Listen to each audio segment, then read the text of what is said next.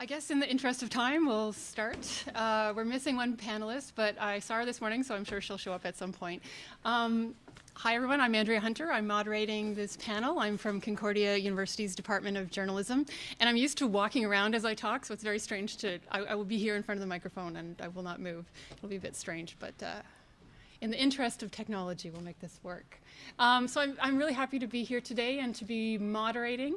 I'll be talking about crowdfunding, local journalism, but also on the panel we have Patricia W. Elliott here from the University of Regina. We'll have Gretchen King, I hope, from the University of Ottawa, and we have Stara Stomley from Montclair State University. So I guess I'll just start. Somebody's timing me, I hope, and we'll kick things off. So this panel is called Thinking Outside the Box, Crowdfunding, Cooperating, and Thinking Local, Really Local. So the work I'm going to talk about today is something I've been working on for the past few years, a project to do with crowdfunding and journalism. And just to give a bit of context, I started becoming interested in this back in 2012 when crowdfunding was starting to make, people were starting to pay attention to what was happening with crowdfunding and journalism, mostly because this crowdfunding campaign on Kickstarter was getting some attention. This was a magazine called Matter that doesn't exist anymore, but it raised a whopping $140,000, which in the world of journalism was a very big deal. Not at all a big deal in the world of video games and movies that are crowdfunding on Kickstarter, but in journalism this was a big deal. Then there were other big examples. Radiotopia raised just over $600,000. This is a podcasting collective. And then this person, who I spoke to as part of my research, Andrew Groen, was another success story. He raised over $95,000 to create a journalistic piece of work, a book called EVE Online, which is a history of this video game. Do you guys know this video game at all? It was, some people are nodding. So just to be clear, it's not a history of how the game was made, but it's an actual history of what happened within the game. So people were willing to pay a lot of money to find out about this. But as I have been talking to journalists and would-be journalists over the past 3 years, one major theme that's come out is that many people are crowdfunding to support what they describe as local journalism. So they feel that there is a hole in whatever community or communities they're living in that needs to be filled that's not being covered by mainstream or legacy media. So this is a recent example. This is The Deep. They're from Atlantic Canada. The two people behind this are based in Halifax, but they're thinking about Atlantic Canada as a region that they feel is underreported in terms of in-depth, investigative, long-form journalism. So they ran a successful campaign not too long ago and raised $19,000 to start this endeavor. Another example, I was thinking this morning to the presentation where people were talking about how local is hard to define. And as I think about local, that really rang true to me because the people I'm talking about define local in different ways. So Atlantic Canada is a region who's seen as local by the people behind it. In this case, this is a magazine called Hidden City focusing on the built environment in Philadelphia. They raised just over $20,000. The San Francisco Public Press is another example. They've run multiple campaigns to fund independent journalism out of San Francisco, obviously. This was an interesting campaign because they were specifically trying to raise money so that they could deliver their newspaper on bicycles. I'll circle around to this if there's time at the end. And then there's freelancers that I also spoke to who wanted to cover very specific stories in their communities that they felt weren't getting the attention that they deserved. So this example is Thomas Crone in St. Louis, who wanted to do a story about graffiti in his community. And he calls it experiential journalism, just if you're wondering, because he went out and did graffiti with the graffiti artists and wrote about it.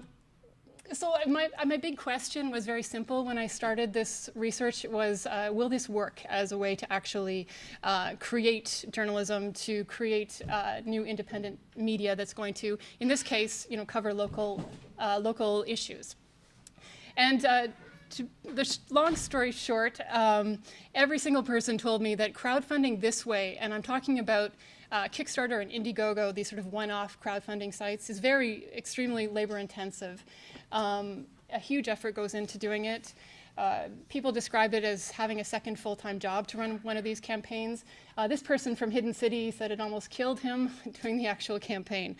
The labor is in two parts, essentially. The first part is what happens before, and the second part is what happens actually during the campaign. So there's an incredible amount of labor that goes into first designing the campaign, figuring out what kind of texture you're going to use, figuring out how to create a video, because very quickly people learned that people like to watch rather than read. So a video is a very important part of these crowdfunding campaigns, which is fine if you have the skills, but if you don't have the skills, then you have to go either find people who have the skills or learn how to do it yourself. So a lot of work goes into the whole design of the pitch. People put a lot of thought into the rewards. Especially at the very beginning, the idea that you would get something in return for your money if you donated to these campaigns was a very big deal. As time has gone on, what I've found is that people are thinking less about the idea of rewards and trying to appeal to people's altruistic sense, I suppose, that by contributing to these campaigns, you are contributing to democracy, and that's the reason why you should give. But the outreach is what everybody talked to me. During the actual campaign itself is where the labor comes in. Because it's not a build it and they will come type of situation, it's a build it and then go to social media, go to Facebook, go to Twitter, talk to people in real life, and draw people into your campaign. Because if you go to Kickstarter right now, you'll notice that there are a lot of what I call dead campaigns, so things that are not funded at all. And that's part of the reason why they don't get funded, is because people aren't doing the type of outreach that's needed. But not only was it the amount of labor that people told me was prohibitive if you're thinking about doing this over and over again. For some people, it's a type of labor that's very difficult, especially difficult for people who've spent their lives as journalists, like I have in legacy media, coming from the CBC. I actually tried to do a crowdfunding campaign myself, and I found myself in exactly this type of position, that it's really uncomfortable to go out and ask people to give you money to support the work that you're trying to do. And that's what I heard from people who'd spent a lifetime working in newspapers, a lifetime working in broadcast, a time and time again. They said it felt very awkward to ask people for permission. Some people said it felt like, you were walking outside. Well, this one person said it felt like walking outdoors naked, because you're putting yourself out there, and that's a very uncomfortable position to be in. To be clear, people who did not come from sort of a media background or had not gone to journalism school and were just jumping in to try to be a journalist, many of them didn't have this issue. It was just part and parcel of what they were doing. But for everybody else, it was because this idea of the invisible wall that most journalists operate under was being completely broken down. So the invisible wall, of course, is, as we work in journalism, when I worked at the CBC, of course, there's money, there's federal funding and increasingly advertising that helps to fund what you're doing. But as a journalist, you operate without thinking about the money. At least most journalists I know do. In the private industry as well, the same thing. In this type of funding model, that's completely broken apart because you have to solicit the money and be the journalist at the same time, and for many people, that was kind of awkward. Okay, so I focused on the negative and the issues that have occurred, but there was also a lot of benefits from crowdfunding that people told me about. And primarily, almost everybody I talk to does not look at crowdfunding this way as their main source of income. One reason they do it is to get publicity, is to get their name out there, is to draw people into what they're doing. A lot of people are using it to build memberships or subscriptions, because that's the model they're thinking of moving into. And a lot of people talked about trying to build a community around what they're doing as well. So they saw crowdfunding as a platform to do this type of work. And there are those. This is Take Magazine, which is a fairly recent one out of New England. And again, they're thinking about New England as a region in terms of local. They're hoping to take the interest that they got through their crowdfunding campaign and turn that into advertising dollars, so that they can go to advertisers and say, look, so many people are interested in funding us. They gave us over $20,000. This is proof, or some type of proof, that we do have people interested. And if you advertise with us, these are the people who will be looking at the work that we're doing, and also consequently at your ads. So they're looking at these other models, turning this into sort of the more standard models that we're aware of. Just briefly, how am I doing for time, since I'm not timing myself? I'm not even at the 5-minute mark? You're at the 8-minute mark. You're not at the 5-minute warning yet. I'm not the 5-minute. I'm a short talker, but I didn't realize I was that short a talker. Yeah, my days in radio, I can tell you any story in 1 minute or less. Okay, so I guess I can slow down. I don't need to talk so quickly. This is my last slide, though, so things are moving along.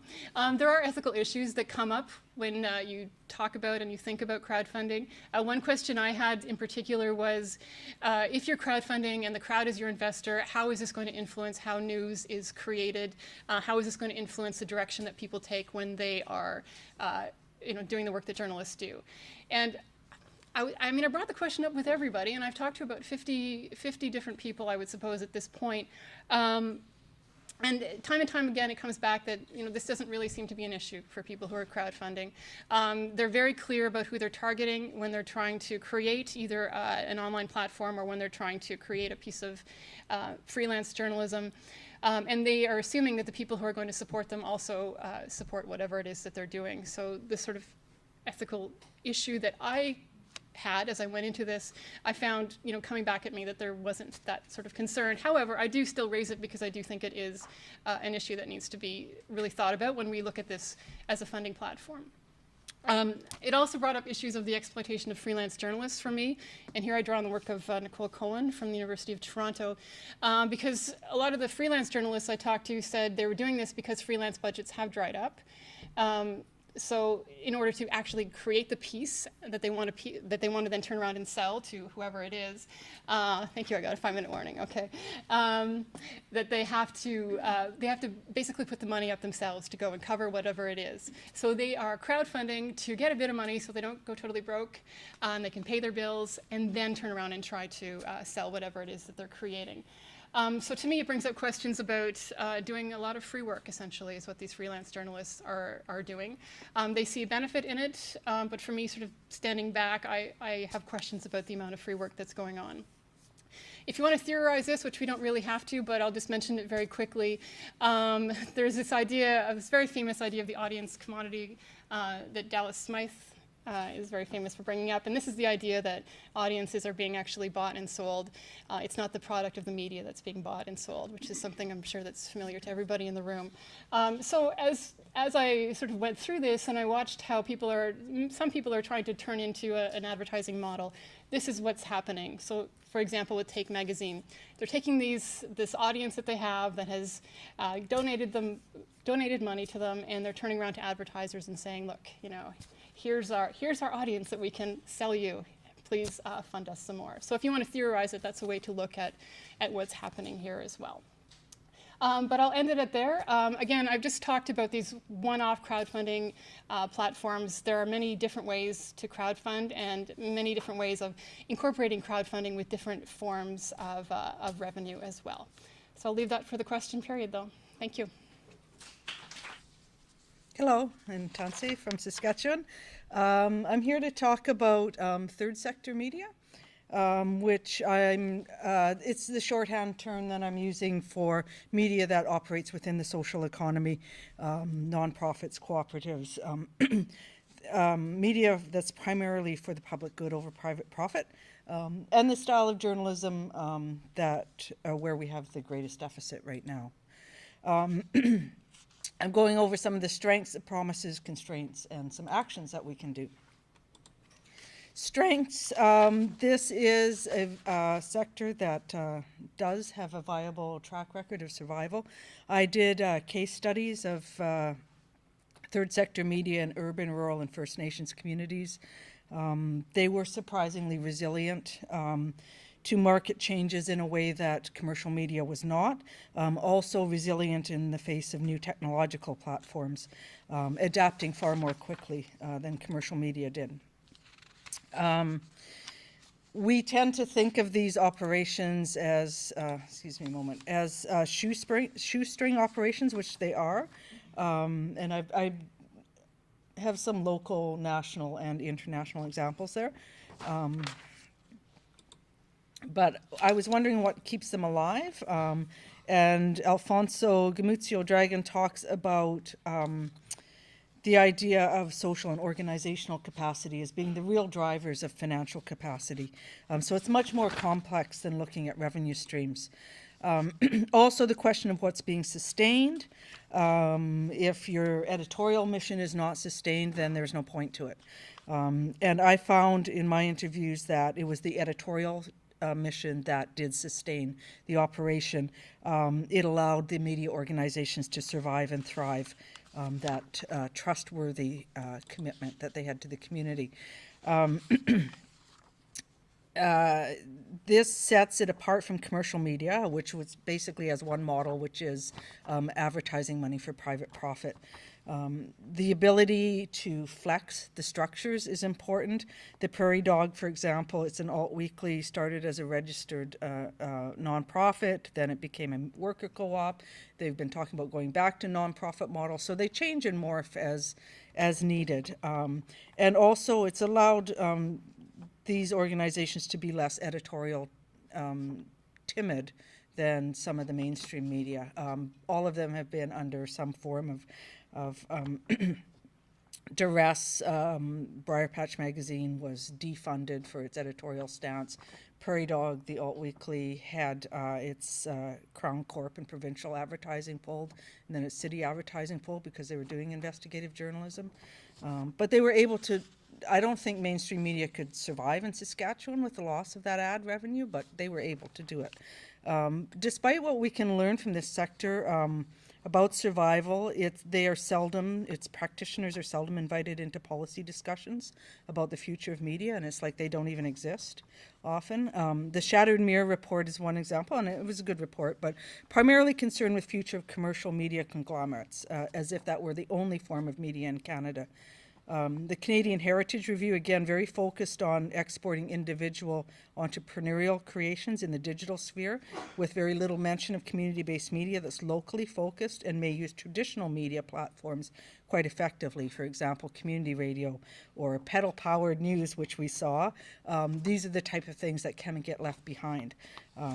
And coming from a rural province with also a northern population, we are in danger of being left behind from that report. So ignoring this sector is detrimental.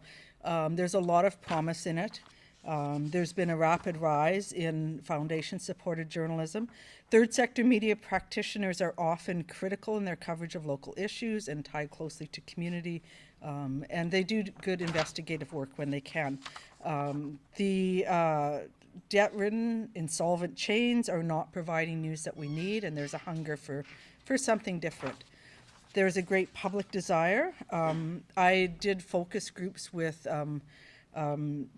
clients of a downtown anti-poverty ministry because I feel these are important voices to get a sense of how they are feeling about the media landscape. And they were very well aware of the declining attention to their issues. Their sense of connection to local journalists was diminishing. And coupled with that was the rise in toxic, unregulated social media. And by this, I didn't mean just legally unregulated, but socially unregulated.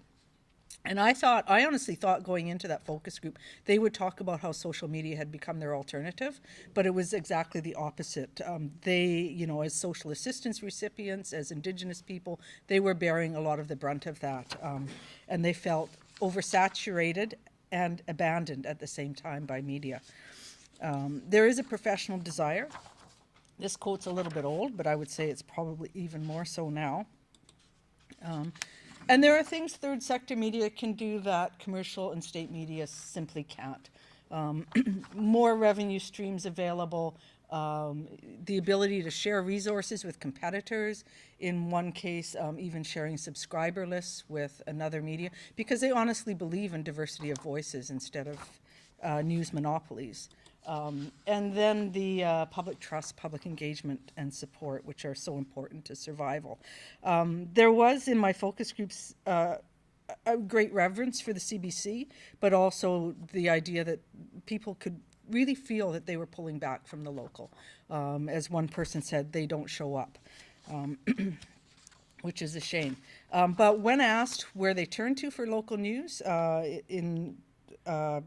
some of the things that were mentioned were the local community radio, community access cable, and a local alt-weekly. So there is a real need to uplift this sector. People do turn to it. It is a sector that's facing great constraints. There have been massive cuts that most people are not aware of. These figures are from the most available year, which is 2015. And it's been across the board. Canada historically has engaged in media development funding. It is a normal part of governance, but we're losing it or have lost it. Non-governmental allies, despite the ties of this media to civil society, they haven't really stepped into the breach. Most are unaware of the scope of the cuts, I think, or most that I spoke to. So there's like a little bit of foundation support, and then these pockets of competing crowdfunding, some union advertising. Lateral journalism, as I call it, has limited effect in Canada. We have a very different model than the US. We did have a Center for Investigative Reporting, an attempt at that. They were able to raise $29,000 in 2011 compared to the US Center for Investigative Reporting, which raised $4.6 million. And then ProPublica raised $11 million that year. So we don't have the Rockefellers and the Gates. It's very hard for us to do that. So we're left with these little pockets of crowdfunding. There are key needs identified. Primarily around sector recognition and social solidarity, realizing this is, like we all hear about when the CBC gets cut, but because these are a million different little publications and radio stations, we don't hear about their issues as much, but we need to do that. So some of the actions we can take, it's a myth that Canada's media, including their commercial media, has operated unsupported by government. We have a history of things like the National Film Board, CBC, but also commercial media have been beneficiaries, even though they say they never go there. They are the largest beneficiaries of the Aid to Publishers program, for example, the federal program. They also get tax breaks and things like that. So we do have this, and we should be leveraging it more and challenging when these cuts happen. We have about 8,000 cooperatives in Canada. Less than 2% are media enterprises. The Boyle report, which I showed the quote from earlier, it's really important to, I think, share that around, seek it out online, because cooperatives represent a real alternative model.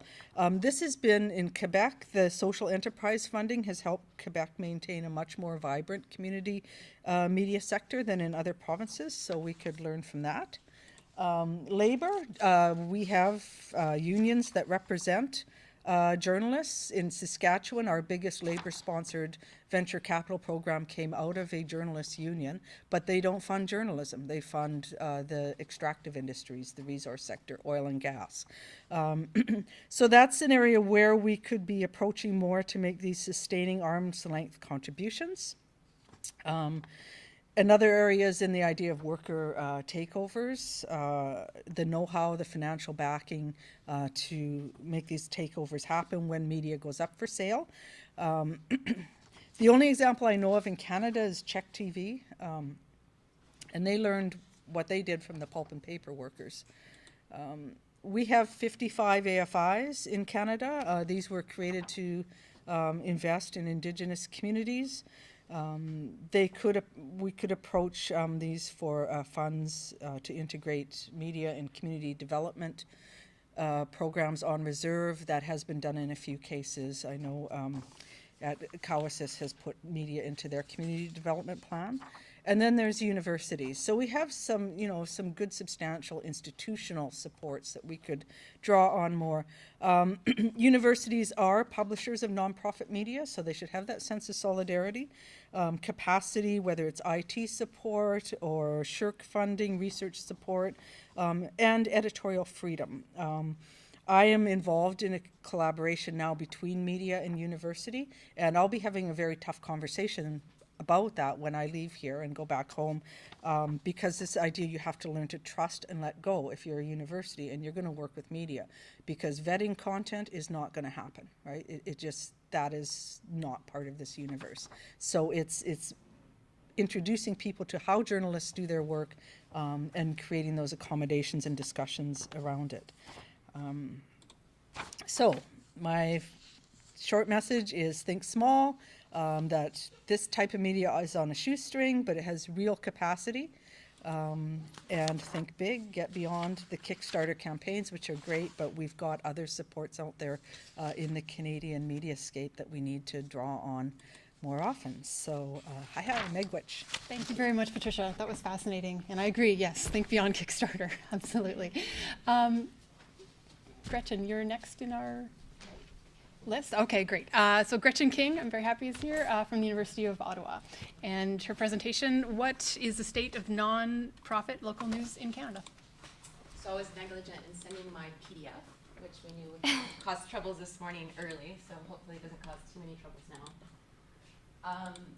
As Andrea mentioned, my name is Gretchen King. I work at the University of Ottawa.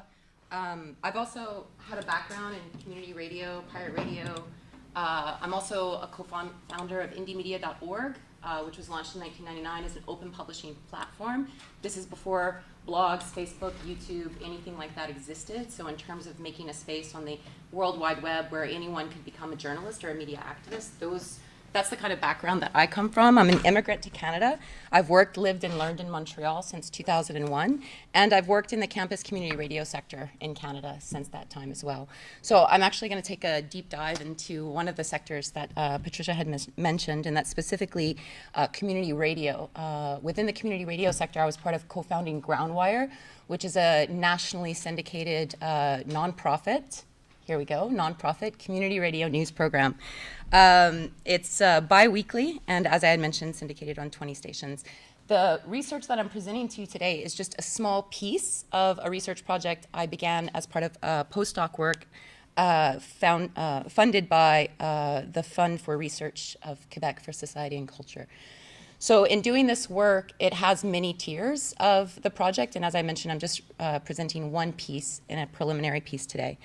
I wanted to define what community radio news is because it's an under-acknowledged sector that actually does produce news. It's nonprofit, it's news that is not commercial, it's independent. It can be produced by co-ops, associations, it can be produced by nonprofit organizations.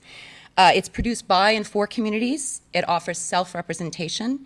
There's some headlines, there's some features, but mostly community radio news tries to break news norms. So even when there are headlines and features like you hear on Groundwire, you're actually going to be listening to views and opinions that you don't get firsthand in other media. So Indigenous people representing themselves on Indigenous issues, immigrants representing themselves on immigration issues, homeless people representing themselves on issues of poverty. And then also, these approaches offer more long-form interviews, but also interviews within context. And so if you think about it, in most newsrooms, what often gets cut and left on the editing room floor is the context. And then in terms of offering a diversity of perspectives, that is the mandate of the community radio sector, and as I'll come to later, it's a burden. Often local and engaged, we talk a lot today about wanting local news that engages populations, but unfortunately we haven't talked that much about local, nonprofit community radio news. And historically, community radio comes out of social movements trying to promote rights, challenge oppression in media, and are rooted in histories of social justice. And that's definitely the case here in Canada. So in addition to this, community radio newsrooms often do more for less. The average community radio newsroom in Canada runs on an annual budget of $20,000 or less, and that's usually just for one news staff person, who, depending on how much news is being produced, can be doing a lot or coordinating a lot of volunteers to do more. So doing more for less, and the volunteer labor that often goes unvalued in the news sector. Volunteers produce news. Volunteers use editorial guidelines. Volunteers have journalistic methodologies and practices. But again, all of that goes undervalued because they're volunteer, right? Volunteers are presumed not to be able to produce news. So there's a value of the nonprofit community radio news sector, and I hope by the end of this presentation today you'll understand some of that. I hope you'll also see that there's a need for audience research of the sector and see the need for policies that support a viable and sustainable news sector. So the Broadcasting Act is a great place to start, and I'm not in a PDF viewer. Sorry about that. So the Broadcasting Act, this is frustrating. So the Broadcasting Act guarantees a broadcasting system that comprises public, private, and community elements. There is a difference between news that airs on CBC, news that airs in the private sector, and news that airs in the community sector. And we've produced news data analysis to talk about how narratives are different, how points of view can be different. I can give you an example of a community radio news program that I had produced in reflection of, in commemoration of the defense of Ganasatage. Does anybody know what I'm talking about? Typically, it's called in the public and private media the Oka crisis. Does anybody know what that is? Yeah.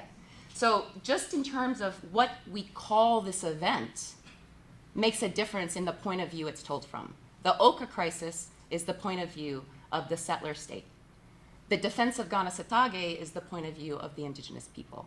So when you flip that and you're offering a broadcasting system that provides public, private, and community elements, that's what you're offering. You're offering diverse views. You're serving the needs and interests of diverse Canadians, not just a white middle-class population. So this, I'll come to again, is a burden. We see currently today, the community radio news sector, what we know about community radio stations is on the CRTC's website, they've issued over 200 licenses. There's 50 plus journalists, according to the Association for Francophone Radio Stations or Community Radio Stations in Quebec. They have 50 journalists working in their community radio stations, and some of that points to the funding that Patricia had mentioned. Quebec's one of the only provinces to give an allocation, an operational budget allocation to community radio stations who qualify for it. There's only a handful of news departments across Canada, and it hasn't ever grown more than than a handful. I've worked in the sector for over 15 years. Sometimes we've had upwards of 8 news departments, meaning that there's a news staff. You know, even in instances at CKUT where we have a volunteer news collective, there's a news staff person that works with them. So currently today you can count on about one hand how many news staff there are outside of Quebec. And then we only have one station that I know of in the community radio sector offering a daily, locally produced 1-hour news show. And that's CKUT in Montreal, and we've done it for over 17 years. We have syndicated programs. Native Solidarity News, produced out of CKUT, also airs in Kingston. Under the Olive Tree, produced also out of CKUT, airs in Kingston. That's a Palestinian Views show. The other is an Indigenous Views show. Terra Informer, an environmental news show, is a half-hour syndicated program. Airs on at least 15 stations. Groundwire, I mentioned before, airs on 20. So that's sort of the state of the sector, what we know now. And the questions that I've had coming to this project basically are trying to ask, why do we have less news in community radio? What are some of the challenges? What are some of the practices? And what's at stake for the broadcasting system for media democracy in Canada when we don't have a viable and sustainable news sector? I believe that there's some policy context that impacts this, not that it's highly, that news producers across Canada are highly aware of this bigger context, but I think it's important as researchers to kind of take a bigger step back and look at, well, what's the bigger context? And so in 2010, we have a change in the community radio policy where the spoken word requirement was actually dropped from 25% to 15%. This is basically equivalent in a 126-hour broadcasting week to 1 hour of spoken word per day. Spoken word meaning when you're talking, not playing music. And actually, anytime you turn on that microphone and say, welcome to CJSR, CKUT, whatever, the weather's nice today, isn't it? And crack a joke, that's considered spoken word content. When you're announcing what music you play, that's considered spoken word content. My suggestion is this kind of policy shift actually has a negative impact on news production, because we've actually had stations concerned that airing Groundwire, syndicating Canadian news would actually hurt their spoken word requirements, because it has to be them talking on air, not just any spoken word they play. And that comes back to this part of the policy change. It went from community-oriented, where Groundwire, being a community-engaged programming covering social justice movements in Canada, qualifies as spoken word content, to locally produced. This shift means that kind of syndication doesn't qualify anymore. It has to be locally produced. Also, the Community Radio Fund in Canada, there is funding for community radio throughout Canada. Founded in 2007, says news is a priority, but because of caps on funding for equipment, I think the maximum equipment allowance you can ask for under the fund is $500. That can barely pay for a professional grade recorder. No operational funds, meaning you can't consistently rely on it to upgrade equipment or pay staff salaries. The focus is on project funding. And I'll get to why this is a burden later on in some of the case studies that I looked at. The policy framework for community television, I know this is not related to community radio, but I wanted to show that this is an example of the kind of thinking that's happening at the CRTC and how it's overlooking the community media sector. So this decision came out last summer. It actually defunded community television. And right now we see a lot of community television stations closing. Why? Because the CRTC said that the major outcome of Let's Talk TV was that Canadians wanted to save local news. Well, that's true, but they didn't say they wanted to subsidize for-profit news. But that's what this fund does. It moves money out of the nonprofit community television sector into for-profit newsrooms, and CBC can't apply for this. Community radio can't apply for this. Only the media conglomerates, the telecoms, the cable companies can apply for this money. So I am in the process of collecting this data. A lot of things on the go, and I apologize for not being able to collect it all. But what I'm trying to do is take a deep dive into the practices and challenges experienced by new staff and producers in community radio stations. And I want to do that deep dive between 5 and 7 stations, and then do a general, bigger project around audience research, which I'll talk about in a bit. So this deep dive has taken me to stations in small, large, and major markets. My goal is to cover all size market areas. You can see some of these stations have been on the air for over 30 years, some are newer. In terms of current new staff, 3 of the ones that I'm presenting today have a current new staff. 1 currently doesn't. The 3 programs that were offered as their flagship news programs, because I asked that question, which program do you feel is your flagship news program that really offers news more than, say, public affairs type programming? And so these were identified, and so this breakdown kind of shows you what's the frequency. Again, you have the 1 hour daily only from CKUT. Everything else is either weekly or 3 times a week. We also see some interesting practices that arise, practices that you don't necessarily find often in other media, but here, these are the practices that are often strived for. So having collective structures where it's not just a news director, but it's a group of people deciding together what's the news that day. Having hearing the whole community approach, trying to make sure every voice, every community is represented as often as possible. We've even had some stations talking about packing the studios with as many people that could fit in the studios as possible. And then also sharing hosting, right? Like your typical community, or your typical news practice is the newscaster, whereas in community radio, they like to share that role and have many voices hosting the news. Going more in depth, not chasing headlines, offering narrationless documentaries. Again, not making it about the host or the producer, but making it about the voices that you're trying to represent. Some of the challenges, personnel, finding volunteers. Of course, we know these issues exist, the capacity of volunteers, the constant need for training, the consistency issue of staff turnover, volunteer turnover, affects consistency of being able to, for example, run a daily news program. We also see stations that are struggling to get grant funding to bring in positions to do news, but then they have no policies on even hiring a staff. So they're literally searching on Google for an employee contract, or they have no news experience, and so there's a lot of confusion about, well, what is news and what's the difference between that and promotion and so on. So some of the next steps that I have in this project is, as I mentioned, to take a deep dive within 5 to 7 stations. I also have the goal to do 2,000 audience surveys, so this will be one of the first times that the community radio sector benefits from audience research.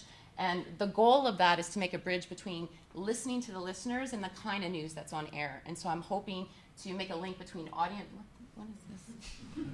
Pick a time, snooze? I don't know what to do.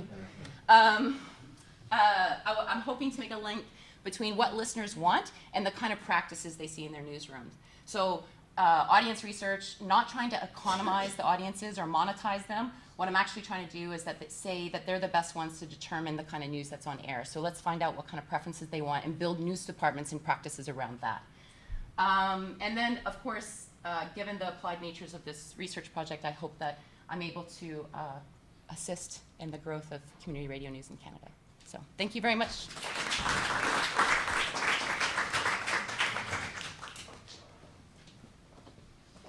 Very much, Gretchen. So interesting. We have one more presenter today, Sarah Stonville. I keep wanting to give it a long O. Stonville from Montclair University, State University. Thank you, yeah. And you'll introduce your other people. Thanks. Hi. Thanks for having me. Great conference and presentations so far, and I'm really excited to be here representing the Center for Cooperative Media, based at Montclair State University.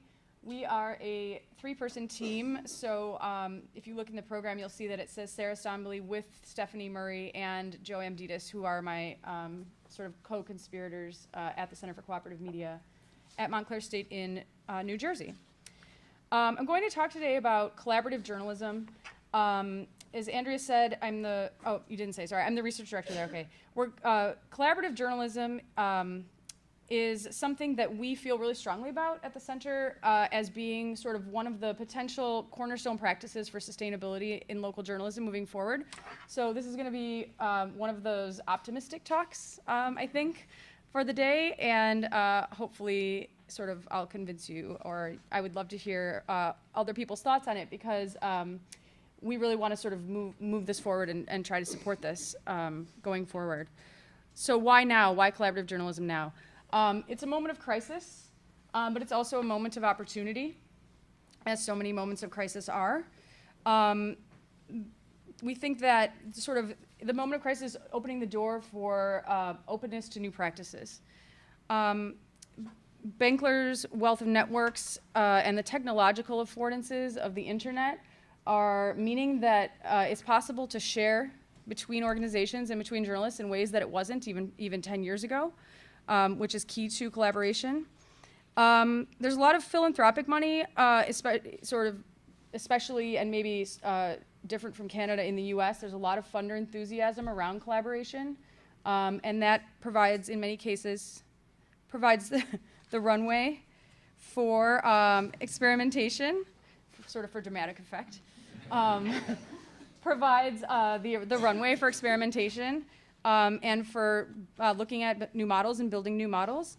And then also there's sort of I won't say passing of the guard, but sort of changing of the guard, or sort of the maturation and legitimation of digital native news sites has really given digital native sites, startups, hyperlocals, however you want to describe them, and digital friendly journalists a lot more credibility. And that is really necessary to, I think, sort of take some of these practices seriously, because there's a lot of resistance from traditional media, sort of legacy media mindsets, and it's sort of field repair in that sense, as Lucas and Magda defined it. So very briefly, collaboration is not a new thing, right? Journalistic collaboration is not a new thing, and I just sort of very, very roughly sketch. It goes back to the Associated Press in 1846 and the wires. CNN. Codified video sharing between the local national levels in 1988 with the introduction of News Source. In the early 2000s, there was a lot of energy and sort of funding around hyperlocal collaborations at the hyperlocal and local level. So a lot of these digital native outlets that were coming onto the scene just sort of very naturally and organically started collaborating together. So the Seattle Times News Partner Network is one example, and I'll talk more about these. And then Gannett, the Gannett company implemented a cutting-edge proprietary content sharing platform that it calls USA Today Network in 2010. And then in 2016, the Panama Papers, which was the largest ever collaboration to date, won the Pulitzer Prize. So this is all just to show that though collaborative journalism is not new, we do seem to have reached maybe a tipping point for collaborative journalism. So how do we define it? This is the working definition. A cooperative arrangement that is either formal or informal. So many times it does not involve a formal sort of contract or agreement, but might just be a handshake or a bar napkin agreement between two or more news and information organizations, which aims to supplement each organization's resources and maximize the impact of the content produced. Collaborative journalism is not sort of citizen or participatory or engaged or public or any other types of journalism that solicit information from the public as one of the cornerstone practices. The collaborative journalism that we're thinking about is very squarely situated within newsrooms and within news and information providers that belong to the journalism field or the field of professional media more broadly. So very roughly, the scale of the collaborative journalism movement, as I'm calling it, there are at least 20 active and ongoing collaborations right now, mostly in the US, but a few of the ones I'll discuss are abroad as well. And by all means, please send me your collaborations if you're involved in any, because I want to add to this list. I want to have it as accurate as it can be. Within those 20, there are more than 475 local newsrooms involved, mostly in the US, but also in Europe. The reason why that number is so big is because several of the 20 involve almost 100, not several, but a couple of the 20 involve almost 100 newsrooms. So the NPR effort, the National Public Radio effort in the US, has 90 newsrooms involved. So it's a good number of newsrooms, and it's very, very much geographically dispersed. Like I said, mostly, again, within the US, but also internationally. And we heard, so in terms of money, there's been more than $200 million spent since the mid-2000s supporting experimentation in collaboration and the effort to build models, reliable models for collaboration. We heard Josh Stearns speak very, eloquently this afternoon about his work with Democracy Fund, Dodge. He's been thinking about this for a long time. Dodge Foundation in New Jersey, the Knight Foundation and places like that are really excited about this. They find it to be something that is very concrete that they can sort of, put money toward, and they do seem to like that. And then I'm just going to show a couple screen grabs. This is actually two different ones. So Harvest Public Media is one collaboration that's being funded by the Corporation for Public Broadcasting. And they're bringing together all these different outlets in mostly in the Midwest around issues of food and agriculture. First Draft News, this is an international collaboration. Crosscheck was their project around the French elections that just wrapped up. And the list of the outlets that's involved goes down and down. You can see 63, or did they say 37 newsroom and technology partners. And so this is just a few of the organizations that were involved in that collaboration. There's a project that's being spearheaded by ProPublica called Documenting Hate, and they are involving all of these. I think this has, I don't know how many, but this list goes down and down. So it really is sort of this wide smattering of organizations who are getting involved. And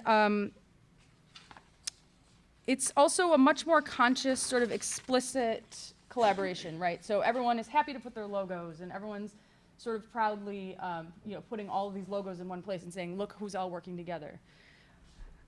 So we've identified 6 of the most common models of collaborative journalism. And not quite sure where that middle line went, but we're looking at 2 major variables, right? So on the x-axis you have time, and then on the y-axis you have the level of integration of the organizations involved. And there was a line here, but it seems to have disappeared, but oh yeah, in there. But there are sort of 6 different models within. And the 6 models are the 6 models are, so you have one-time or finite projects. So these are obviously sort of temporary projects. And then partners can create content separately and share it. So this is, probably, I don't know how many of these that are listed would be familiar, because these were, again, one-time and they were sort of very regionally specific. But these projects where the separate newsrooms will decide, okay, for the San Francisco Homeless Project, for example, we're going to all write about homelessness. And on this one day, we're all going to share our content, and we're going to link to everyone else's content. And it's going to be sort of this one-day event that we're all going to really shine a spotlight on homelessness in San Francisco. And so that was spearheaded by the San Francisco Chronicle. And on one day, it was like over 50 news organizations in the area, ethnic media, public media, San Francisco Chronicle, all decided they're going to write. And it was an informal agreement, and it was a one-time thing, and then they did that.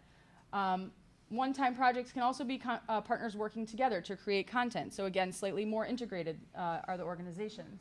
And here you had Election Land, which was a project, again, spearheaded by ProPublica in the US, around the US election, where in this case, they're creating content together because they're scanning social media for voting irregularities, and then they're producing that content.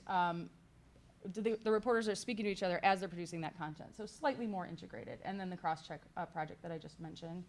And then at the sort of most integrated level, they share content, data, and resources at the organizational level. So Panama Papers, for example, they were on Slack channels together. They built their own proprietary Facebook that was secure, and they were talking about the project, and they were deciding which reporters from different newsrooms were going to do different stories together.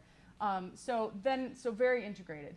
And then the same 3 tiers for ongoing or open-ended collaborations.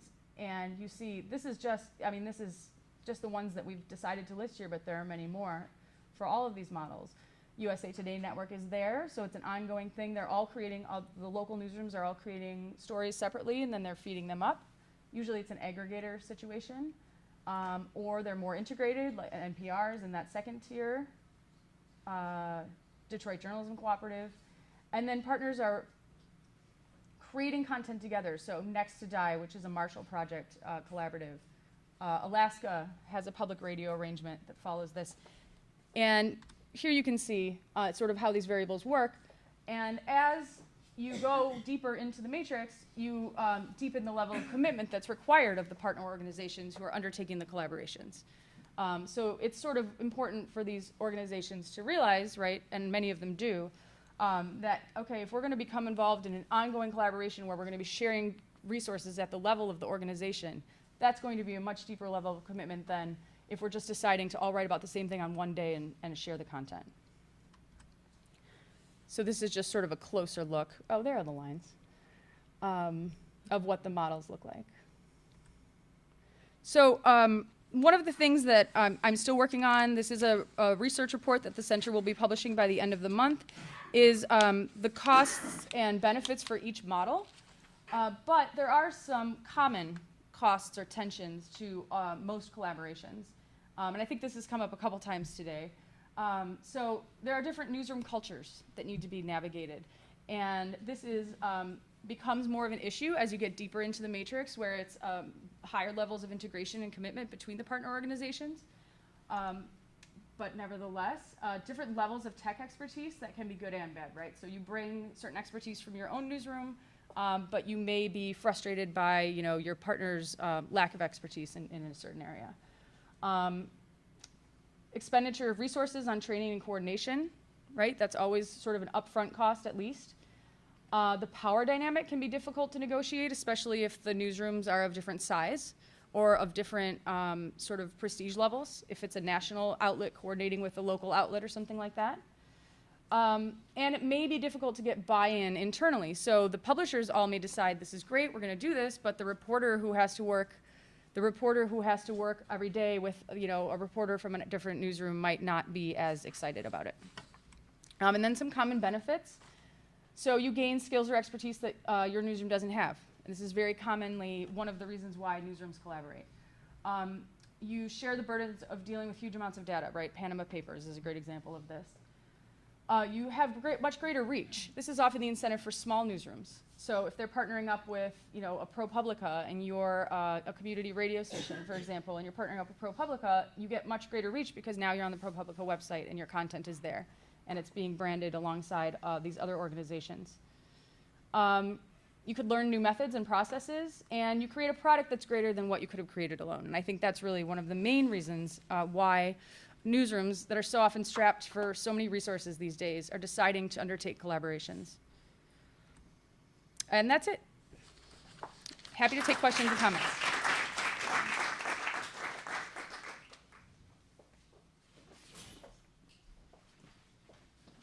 I guess now the panelists, if we're supposed to sit here and make questions, I suppose.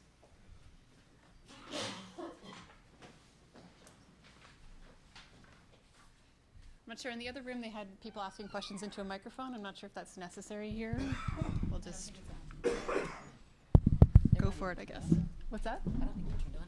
Maybe for the camera person? Yeah, no, Is it's the on for microphone the camera person. Okay, I guess we're open for questions from anybody in the audience. I cut myself off. You cut yourself off? Yeah, can I answer a question to myself? Yes, go ahead. Gretchen, you said it was a burden, but you didn't really explain what that was because the snooze alarm came up on the computer. Well, so what's at stake for the burden that the community radio sector has in producing news? Well, nonprofit Media is burdened to represent diversity. You can think about the example that I gave before. A lot of people love the CBC, but a lot of people don't feel represented by the CBC. They don't feel that their voice is heard, that their community is reflected on their own terms. Community media can provide that. The same for private media. We do have diverse private media in Canada. We have an ethnic broadcasting sector, but they're often offering commercial models. In fact, that is what the ethnic broadcasting model is. It's a commercial model, so it doesn't provide community access programming. There's also the issue of a lot of Indigenous media, native broadcasting stations. Many of them are not operating in a commercial model, but some are. And again, many are not necessarily providing that community access model. Discoverability, in my mind, begins with community media, but in this whole conversation about discoverability, we have not talked about community media. Media education is at the heart of community media, and we want informed, engaged citizens who can tell the difference between fake news and real news. We'll get them educated in how to produce media and how to be critical of media. That happens in community radio stations. So in terms of being the source of a diversity of voices in Canada, being undervalued as a sector, undervalued in the sense that our volunteer labor is not recognized. Every time I've produced community radio in Canada for the last 20 years has been as a volunteer. Even when I was a staff person, I was not paid to be on air. Where is that value acknowledged in our accounting of the economics of the media system in Canada? It's not even accounted for on the budgets of the boards of community radio stations.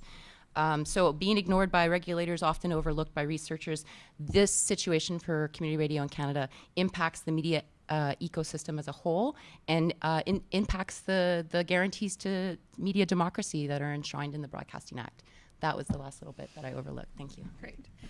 Can I just add something to that? Because you had mentioned the Community Radio Fund. Yeah. And I had up on my slide zero funding for community radio. I was referring to direct federal funding. That comes through industry levy, that radio fund. But there is no federal support in the same form as, for example, the Canada Periodical Fund directed to community radio, which is a huge deficit. Or the local news fund directed to cable companies. We have a question here. Thanks. Yep. I think the question will probably be addressed mostly by Patricia, but feel free to chime in on anything. In Canada right now, we're going through a lot of, public policy discussions and, reestablishing frameworks like the Shadowmere Report and a lot of different other elements. So I guess what is the ask on the part of local media or third sector media, Patricia, as you use the language there, in order to help create more sustainable third sector? Like, what would that actual system look like? Well, I know from there has been repeatedly now before the CRTC a proposal to develop a community media fund that would support community media centers. That has been rejected by the CRTC and not picked up by any other forum. For example, the Shadowmere process. So that is one big one. And I think restoration of the devastating cuts to Indigenous media, again, very overlooked, and to the publishing sector as well. So I would say those are asks. And what, in my conversations with third sector media, what they ask of us as the broader public is to recognize them, to understand their struggles, to provide support in areas like capital funding, which you never get, right? Everyone just wants project funding. They'll help you do a business plan, but nothing to sustain your operation on any kind of level. Looking for support, particularly in the area of investigative journalism, was another thing I heard again and again, that capacity to do investigations. Because when they do get a little funding under them, they do great in that area. But that's one thing. I think there was another question. We'll go there first. Any examples of media producers partnering up with labor unions or universities? Yes, but it's been kind of sporadic, not strategic. In my home province, there was a labor media fund. It was donations based. It was not sustainable because the unions had other priorities. So that's why I was suggesting, let's go in these other directions where it's more institutionally sustainable through things like the labor-sponsored venture capital funds, where it's a bit more of a steady investment. Because the donor-based thing, it just didn't work.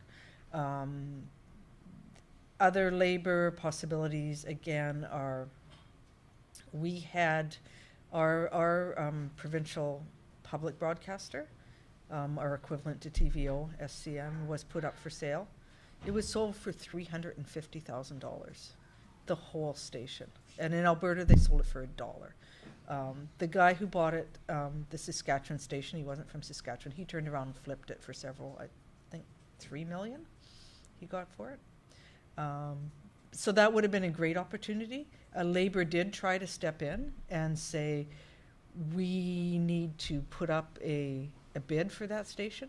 But everything was happening so fast and everyone was so unprepared that by the time they got connecting with the credit unions and the cooperative movement to pull this off, it was gone, right? Like the gavel was down on the auction and it was gone. So building that capacity, so when it happens, people are ready, would be important. There's a question at the back, and then we'll go there. Yeah. Sorry, yes. Yeah. Oh, 2 questions at the back. Sorry, I didn't see them. We'll go to 2 questions. Sarah, I just wanted to know, when you're looking at cooperative media and things like Canada Papers and that had that grid of all these different examples, were there any barriers, because news organizations are really competitive and don't really, like, what had to happen, did you look at that? What had to happen for different news organizations that are competing against each other kind of decide to pool their resources or work together on that? Like, what are the barriers, and then what are the things that make it tenable? Like, do they have to sign sort of an agreement on what the ground rules are here, or was it less formal than that? So actually, it's interesting, for the Panama Papers, the German newspaper who first received the data from Cossack, Mossack, I forget the exact, right? It was in, Panama. Asked the New York Times if they wanted to come on board early, and they said no. Because they didn't think, for whatever reason, they said no. And then once they realized how big it was and how important it was, then they like kind of came back and said like, oh, we kind of like to be. So in terms of like general barriers, traditional legacy organizations do tend to be the most hesitant. And then sort of conversely, digital native and sort of digital savvy, I'll say, organizations tend to be the most excited about it. And so that's one barrier. But in terms of, barriers to cooperation, stuff like that, it varies. I mean, I think that some of the ones that work best do not have formal agreements, though. Because actually, ProPublica refuses to do formal agreements. And they have collaboration in their DNA, right? They're like the ones who do the most important collaboration sometimes. Because Scott Klein, the CEO, is like, it boxes us in. We don't know how it's going to unfold, and we don't want to be beholden to something that we say at the beginning later on. I guess on the side there. Yep. Sure, I just had a quick question. I'm wondering what the barriers are in a Canadian context to this collaboration. Like, it seems like the small radio stations, sector media, like, are obvious potential areas for collaboration, but it doesn't seem to be happening in Canada here. Are there particular challenges in the Canadian environment that stop these sort of collaborations? I mean, I'll let my fellow panelists, but really quickly, I would say that public media are on the front lines in the U.S. Of public and nonprofit are on the front lines of collaboration because they also tend to receive the most funding, funder support to experiment with it. But they're also sort of the hungriest sometimes, so that sort of forces them in a way, I think. But now it's sort of become almost like, it's almost beyond the experimentation phase, at least in the U.S. I don't know what you would say. I'm working on a collaboration right now with 3 national newsrooms. It's an investigative, so we can't really say anything publicly about it. But it is, I think, one of the first, and it's highly experimental, and it's been really interesting working through it. But definitely in the U.S., it's led the way for us. So as a collaborative news program and with the history of collaboration and community media, it goes back long. And I would say the public and private sector have looked at the great benefits of collaboration within the community media sector and how we've been able to stretch resources and skills by collaborating that we've been able to do this. You have to go back and remember that before the digital, people used to share tapes in the mail as a way to send news from around the world. We have programs that were a precursor to Groundwire for our structure and our inspiration, like Women's International News Gathering Service. AMARC, the World Association of Community Radio Broadcasters, has a number of programs that are collaborations between community radio stations worldwide. In Canada, aside from Groundwire, there's been a number of collaborative initiatives to do what's called national broadcasting with and among community radio stations. So one of the first of those was also back before the digital age. It was called Sex FM, and it was a broadcast that was in protest of a ruling that sanctioned a station in Halifax for airing queer content on the air during the times you're not supposed to air, supposedly, what is it? What am I trying to, like, censored because of the sex and sexuality stuff, but it was called lewd comment or something, right? So anyway, so it was very problematic, the ruling, which was why the protest happened. I forgot exactly the terms on which it was ruled indecent. There you go, indecent. And so the protest was, broadcast was actually organized through people creating content in their original locations and then sharing reel-to-reel tapes across the country in the mail, so that they could have a common broadcasting space.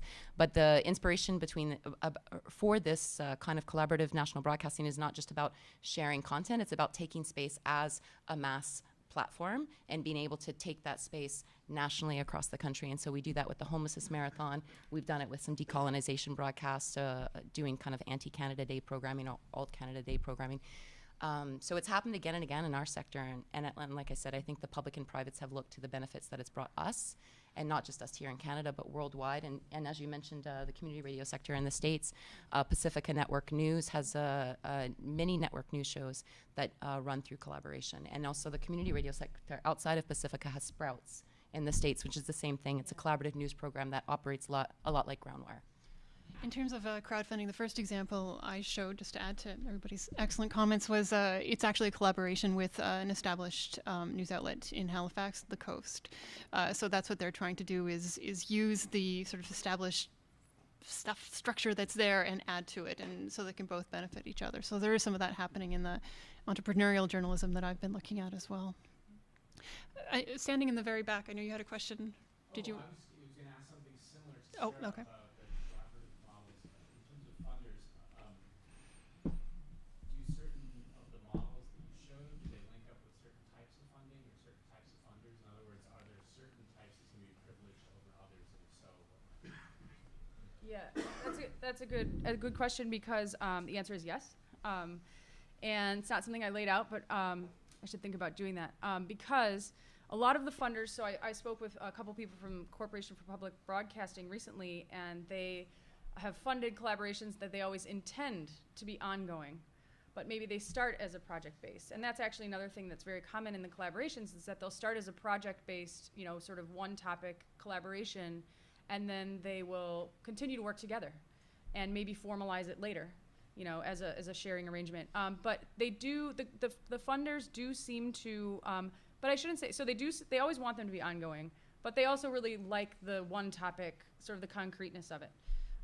So I'm trying to think of a good example, but I think that the answer is there is a difference, but they both get funding. All types get funding. Yeah, a question there. Question for Sarah, you may have just answered it. Oh. Looking at that chart you had, that intriguing chart you had on models, it looks like a lot of one-time projects that collaborators come together for one time.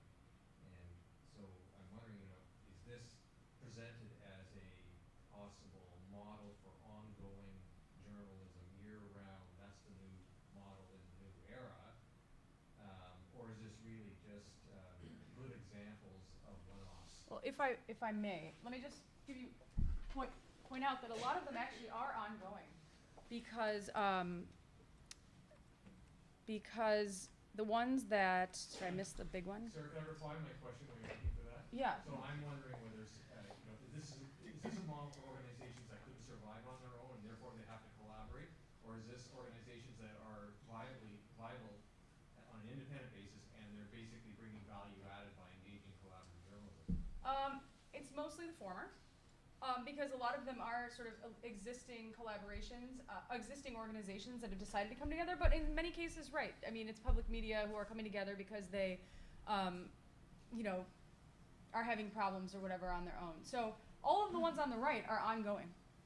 All of those are, and there's like one or two in there that are no longer. The Seattle Times News Partner Network, it turns out, is not going on any longer. But like the USA Today Network, okay, that's a corporate example. Fronteras, Upstate Insight is a great example. These are all public radio stations in upstate New York that are perfectly viable public radio stations on their own, but they've decided to work together to create content and share it because they decide it becomes almost like a regional outlet in a certain way, but they're sharing content in the morning shows and then they're sharing content in the afternoon drive and stuff like that. But they have an editor dedicated to the collaboration, which is also a key we've seen, is that there has to be someone who spends at least part of their time on the collaboration and managing it, because if there's not, then it tends to fall apart. Just on the issue of collaboration, one thing that I found is like super useful is around ATIP freedom of information requests. Being able to pool those to do multiple requests across organizations that are strategic and coordinated, but also where the newsrooms that have budget for it can support, like the newsrooms that have no budget can do the legwork of preparing those requests, and that's been really helpful, just that pool for freedom of information, which is very expensive. Freedom of information expensive? Yeah, it sure is. Are there other questions? It's not free. Oh, yeah, in the back. Yeah, it almost seems, well, at lunchtime I mentioned we do video news, a video news magazine, and I explained to my dad last week at lunch, I said the news is almost like a lost leader. That we are able to produce news because when we meet clients or we're doing news stories, we come in touch with people and they say, hey, I can use the video for my website, can you do that for us? So we end up kind of carving off a lot of our time producing promotional content for them, but that basically kind of pays the bills. And so as we kind of, it's a real chicken or the egg, while we're building our audience to keep the doors open and to keep paying people, we have to do, you know, other more corporate work to be able to pay the staff to produce the news. When we talk about thinking outside the box, like with public radio, we've approached radio. We don't have the same sort of public radio. I'm not aware of any public funded other than the CBC that's in the area where we are. But be able to work collaboratively with different mediums. So because we're video and radio doesn't have a voice, but they may have the ability to produce great news content, there's no reason why we couldn't live stream their content and have it, you know, done on their radio station. That's got an added bonus for their advertisers, you know, and that sort of. That's Yeah, Democracy Now! Was a radio show that was formerly part of BAI, WBAI, which is a Pacifica broadcaster based in New York. And they ended up going independent and started producing radio outside of that radio station in a community television station. And so when that first started happening, it was around 2001, and it was very much just a live stream of a radio show. The newscaster would even wear headphones. But for anyone that's watching Democracy Now! These days, there's no headphones anymore. It's a full-on TV show. But it's also still a radio show. So it's a very viable format. And what Patricia was talking about in terms of the multimedia center hubs, there's a lot of community television, community radio, and just to say community television in the States is way different. It is really public access. Community television, community radio, Wi-Fi centers, mesh networks, libraries, Creator hubs, hack labs, yeah.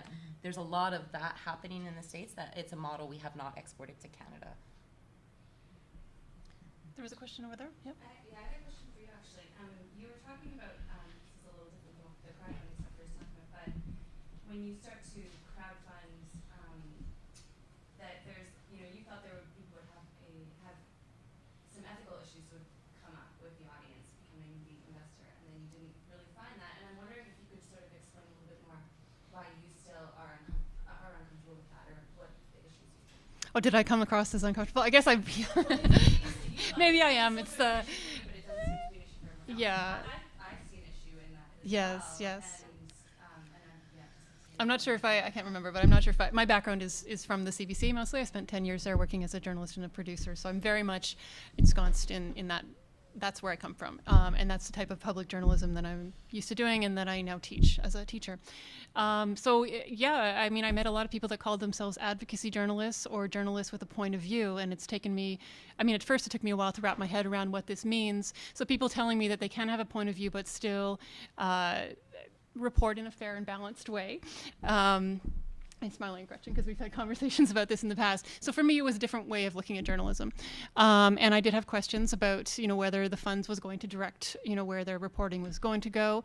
But I mean, I met people from all sorts of different backgrounds similar to mine, who said, you know, I'm aware of this, but I'm still going to keep my ethical values and do what I think is right as a journalist, and not be influenced by the money. However, people also said that it's, you know, it's kind of different when you're trying to please your funders at the same time, and they're sort of riding this kind of ethical line. And then I had people who are very clearly advocacy journalists and said, I'm an environmental reporter, for instance, this is my stand, and everybody who supports me knows exactly what I'm going to be writing. And then there were these people in the middle, the point of view journalists, who did manage to convince me in the end that they can have a point of view and still present the facts as they see them. So. Did you find anyone, is there any organization that has maybe has developed like a set of ethical guidelines or guidelines on transparency? You know, like if you have a bunch of donors coming in, should you put those donors' names up on your website? You know, like you can open up the newspaper and you see that these are the advertisers. Right. Exactly. Yeah. Yeah. You know, so should the donors list be made public? And Yeah. things like that? No, those are good questions, and I did meet a few people who did openly state, you know, had their exactly who they were and what they were trying to do very much out there front and center. But most people I spoke to, you know, to be honest, weren't even thinking about that at that point. Actually, they were just in the throes of, you know, I just want to make some money because I really want to start this independent publication, and I don't know how else to do it, so this is what I'm doing. So no, and usually donors are kept. People don't put the names of their donors on there. Some are anonymous, and that's why. But it's sort of the practice has been not to do that. And again, I'm just talking about Kickstarter and Indiegogo. I'm not talking about people who are sort of crowdfunding from different places. But I did have a few people suggest that, you know, you should really be very transparent about what you're doing. And usually those people came from what I would call legacy media. So they'd worked in sort of large newspapers or places like the CBC, that type of stuff. I know, did I come across as uncomfortable? I guess I might have. It was a really interesting thing for me to come across, and something that I just hadn't been part of my professional background. I was just surprised that people didn't, that when you're asking people, you know, are there any ethical issues, that people said, oh no, it's not that big of a deal. Because I would think that that's something that everyone would think about.